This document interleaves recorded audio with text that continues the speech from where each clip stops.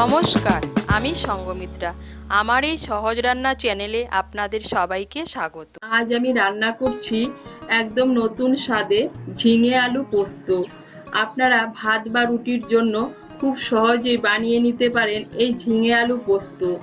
আপনাদের যদি এই রেসিপিটি ভালো লাগে তাহলে লাইক এবং শেয়ার করবেন, আর রেসিপিটি কেমন হয়েছে কমেন্ট করে জানাবেন। আরও নতুন নতুন রেসিপি পাবার জন্য চ্যানেলটিকে সাবস্ক্রাইব করবেন। ধন্যবাদ। রান্নাটি আমি সর্ষের তেলে করছি, তাই প্রথমে কড়াইতে দিয়ে দিচ্ছি সর্ষের তেল। তেলটা গরম হলে প্রথমে এর মধ্যে আলুগুলো ভেজে নেব। তেলটা গরম হয়ে গিয়েছে, এর মধ্যে আমি আলুগুলো ভেজে নিচ্ছি। এখানে আমি দুটো ছোট সাইজের আলু নিয়েছি। আলুটাকে আমি সরু করে কেটে নিয়েছি।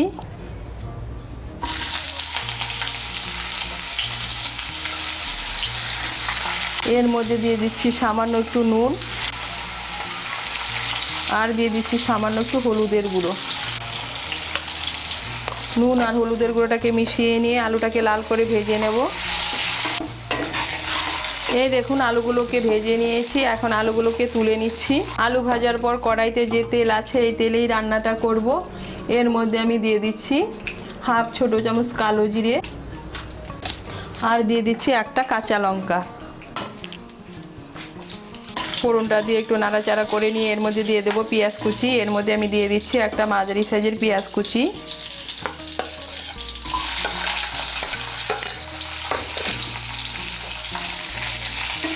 পেঁয়াজ কুচিটাকে তেলের সঙ্গে মিশিয়ে নিয়ে লাল করে ভেজে নেব। এই দেখুন, পেঁয়াজ কুচিটাকে লাল করে ভেজে নিয়েছি। এখন এর মধ্যে দিয়ে দেবো কেটে রাখা ঝিঙে। আমি দুটো বড় সাইজের ঝিঙে নিয়েছি। ঝিঙেটাকেও সরু সরু করে কেটে নিয়েছি।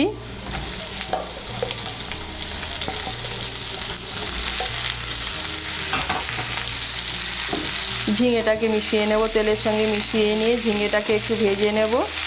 এই দেখুন, আঁচটাকে বাড়িয়ে ঝিঙেটাকে ভেজে নিয়েছি। এখন এর মধ্যে দিয়ে দেবো টমেটো কুচি। এর মধ্যে আমি দিয়ে দিচ্ছি একটা বড় সাইজের টমেটো কুচি।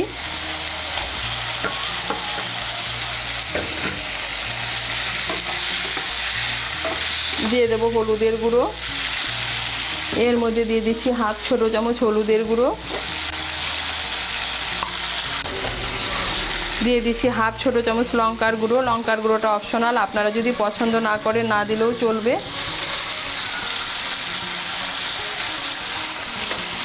হলুদের গুঁড়ো আর লঙ্কার গুঁড়োটাকে মিশিয়ে নেব।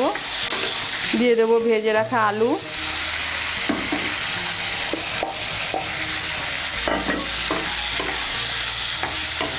মিশিয়ে নেব। মিশিয়ে নিয়েছি। এখন দিয়ে দেবো স্বাদ মতো নুন।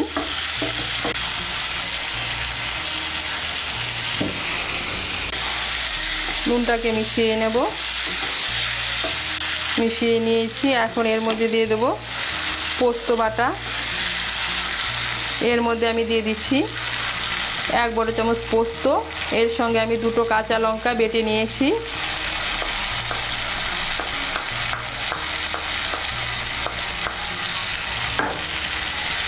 পোস্ত বাটাটাকে মিশিয়ে নেব।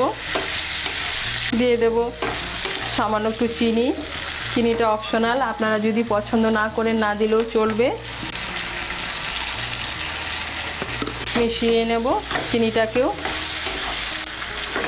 মিশিয়ে নিয়েছি। এখন এর মধ্যে আমি দিয়ে দেব পোস্তর বাটিটা ধুয়ে সামান্য একটু জল। এই দেখুন, সামান্য একটু জল দিচ্ছি। এর মধ্যে আমি আর কোনো জল ব্যবহার করব না। মিশিয়ে নেব জলটা। মিশিয়ে নিয়েছি। এখন আঁচটাকে মিডিয়াম করে 5-6 মিনিটের জন্য ঢেকে দেব। আঁচটাকে মিডিয়াম করে 5-6 মিনিটের জন্য ঢেকে দিয়েছিলাম।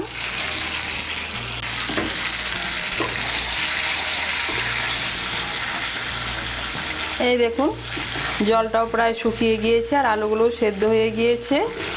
এখন আঁচটাকে বাড়িয়ে দেব। বাড়িয়ে দিয়ে এর মধ্যে দিয়ে দেবো দুটো চিড়ে রাখা কাঁচা লঙ্কা। কাঁচা লঙ্কাটাকে মিশিয়ে নিয়ে আমি জলটাকে আর একটু শুকিয়ে নেব। আমি এটা রুটির সঙ্গে পরিবেশন করব, তাই জলটাকে আর একটু শুকিয়ে নেব। আপনারা যদি ভাতের সঙ্গে পরিবেশন করেন তাহলে জলটা না শুকালেও চলবে। এই দেখুন, আঁচটাকে বাড়িয়ে ঝোলটাকে একটু শুকিয়ে নিয়েছি। এখন এর মধ্যে দিয়ে দেবো হাফ চামচ কাঁচা সর্ষের তেল।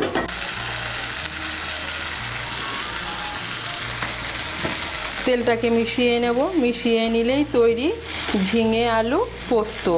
একদম নতুন স্বাদে আপনারা খুব সহজেই বানিয়ে নিতে পারেন এই ঝিঙে আলু পোস্ত। এটা ভাত, রুটি, লুচি, পরোটার সঙ্গে খেতে কিন্তু দুর্দান্ত লাগে। আপনারা বানিয়ে খেয়ে দেখবেন। তৈরি হয়ে গেল ঝিঙে আলু পোস্ত।